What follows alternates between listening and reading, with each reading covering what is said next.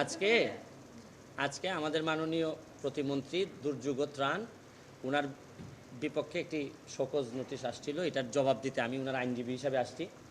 তো দেখা যাচ্ছে যে যে একটা ভিডিও এখানে দেখানো হয়েছে, যে ভিডিওটার মধ্যে বলা হয়েছে যে তিনজনের জন্য ভোট চাওয়ার কথা বলা হয়েছে, এখানে কোনো নাম নাই, কারোর জন্য কোনো কি নাই। ভিডিওটাতে দেখা যাচ্ছে যে যে জায়গায় ভোট চাওয়ার বিষয়টা এটা দুইবার বলা হয়েছে। এর মানে এডিট করা, সুপার এডিট করার একটা যথেষ্ট পরিমাণ দেখা যাচ্ছে এখানে পাওয়া যাচ্ছে।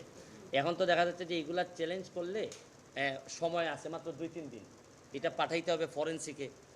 তারপরও আমরা মাননীয় মন্ত্রী সাহেব, যেহেতু উনি রাষ্ট্রের একটা মন্ত্রণালয়ের গুরুত্বপূর্ণ দায়িত্বে আছেন এবং এটা একটি ভালো প্রতিষ্ঠান নির্বাচন কমিশনেরকে আমরা তাদের এই কর্মকাণ্ডের জন্য উনি ধন্যবাদ জানিয়েছেন যে তাদের কর্মকাণ্ডের জন্য যাতে নির্বাচনের ইমেজ যেহেতু কোনোভাবেই যেন নষ্ট না হয়। এই জন্য উনি এটাও বলছেন যে কোনো কারণে মানে আমার জানার বাইরে এরকম কোনো কারণেও যদি কোনো আইন আপনাদের ভঙ্গ হয়ে থাকে তো এটার জন্য আমি দুঃখ প্রকাশ করতেছি এবং ভবিষ্যতে আমরা আরও সতর্ক থাকব যাতে কোনোভাবেই।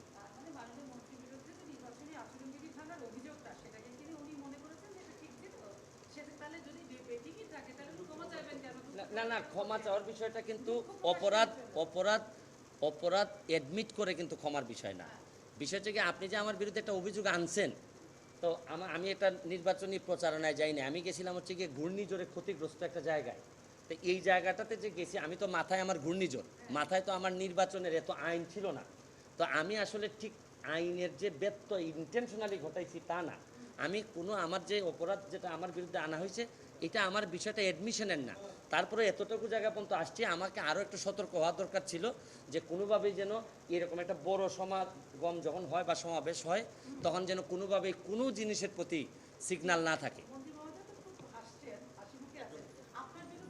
এই উনি আসলে অতি অতি সুখে পাথর হয়ে গেছেন, যে উনার মতো একজন ভদ্রলোকের বিরুদ্ধে এরকম কথা বলার কারণে অতি সুখে পাথরকে আর জিজ্ঞেস করে যাচ্ছে।